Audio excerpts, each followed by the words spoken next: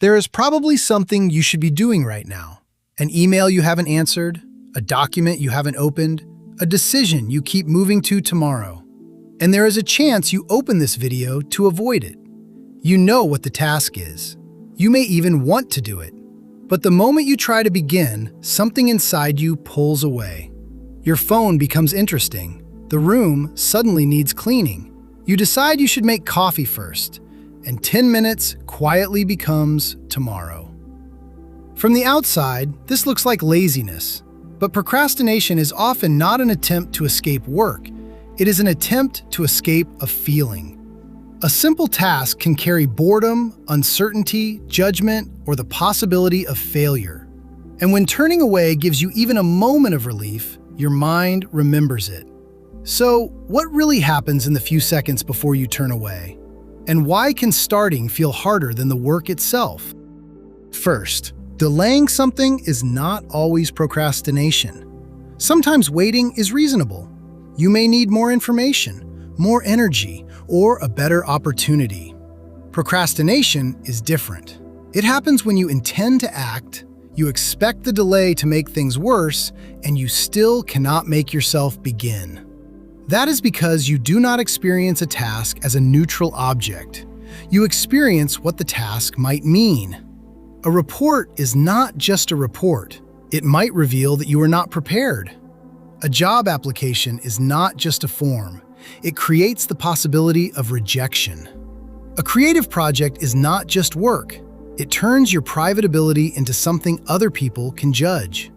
This is why you can complete 5 unimportant tasks while avoiding the one that actually matters. The important task carries more emotional weight. And sometimes, the more you care about doing something well, the harder it becomes to begin. This does not mean fear explains every delay. Research also links procrastination with tasks that feel boring, frustrating, confusing, difficult, or poorly structured.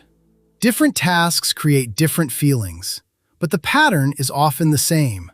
The task creates discomfort. Avoidance removes it, at least for a moment. Imagine that you finally open the document. The empty page appears. For a few seconds, you feel the uncertainty of not knowing what to write. Then you check your phone. The discomfort becomes quieter. That relief is real. It is also brief, but it teaches your mind something important. Turning away works. The next time the task appears, avoidance becomes slightly easier. You do not need to make a conscious decision. Your attention simply moves towards something faster, safer, and more rewarding. Your phone offers certainty. One tap produces something new. One swipe produces another reward. The task offers the opposite. Effort now. Uncertainty now, and a possible reward much later. So the present version of you takes the relief and hands the unfinished task to your future self. But your future self does not receive the same task. It receives the task with less time, more pressure, and the memory of having avoided it.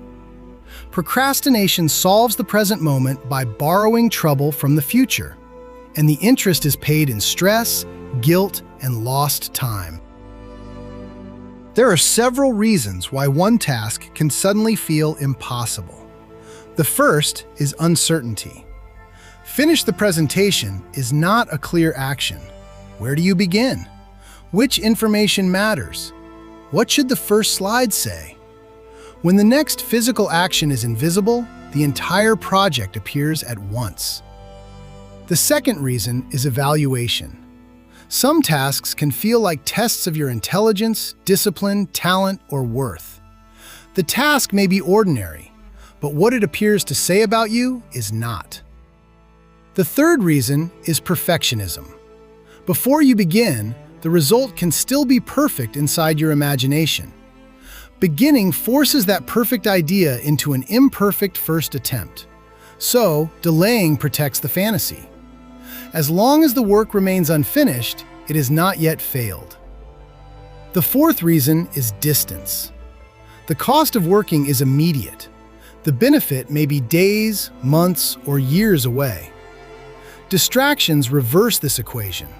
Their reward is immediate, while the cost remains hidden in the future. This is why knowing what to do is not always enough. Information cannot automatically remove fear, confusion, fatigue, or shame. And the same behavior can have different causes. Persistent difficulty beginning or completing everyday tasks can also appear alongside depression, anxiety, sleep problems, burnout, or ADHD. Procrastinating sometimes does not diagnose any of these conditions. But if the problem is chronic, affects several parts of your life, or causes serious distress, it may deserve more than another productivity technique. So how do you begin when waiting for motivation is not working? Not by forcing yourself to love the entire task. You make the beginning emotionally and physically easier to enter. The first step is to identify what you are actually avoiding. Do not ask only, "What do I need to do?" Ask, "What feeling appears when I imagine doing it?" Is it boredom? Confusion? Fear of doing it badly? Or fear of discovering that it will take longer than expected? A feeling that has been named is easier to work with than a feeling disguised as laziness. Next, stop describing the entire project. Define the first visible action. Work on the report is still a project. Open the document and write 3 rough headings is an action. Exercise is a project. Put on my shoes and walk outside is an action. The goal is not to make the whole task feel small. The goal is to make the doorway visible. Then decide in advance when and where that action will happen. Do not say, "I'll do it tomorrow."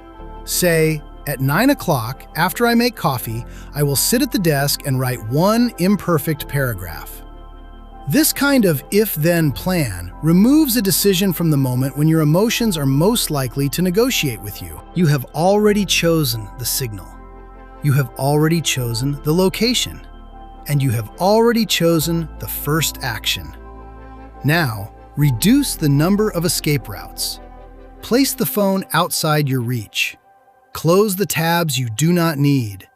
Prepare the document the night before. Make the desired action easier to reach and the distraction slightly more difficult. Discipline is not always something you produce inside yourself. Sometimes it is something you design around yourself. Most importantly, give yourself permission to begin badly. The first paragraph is not a verdict. The first attempt is not your final ability. Its only job is to exist. Set a short timer if necessary. 5 minutes is enough. You are allowed to stop when it ends. But during those 5 minutes, your job is not to finish. Your job is to remain with the discomfort long enough to discover that it can change. Every small beginning gives your mind a different lesson. I can feel uncertain and still act. I can create something imperfect and continue. I do not have to eliminate discomfort before I begin. Think again about the thing you were avoiding when this video began. Do not ask whether you can finish it tonight. That question may still be too large. Ask instead, what is the smallest, honest action that would count as beginning? Open the file. Write the title. Put the shoes beside the door. Send the first sentence. You are not trying to become a different person in one night. You are giving yourself new evidence. Evidence that discomfort can be present without controlling what you do next. The task may still be uncomfortable, but discomfort is not danger. And you do not have to feel ready. You only need a beginning small enough to survive the feeling. Before the next 2 minutes end, what will yours be?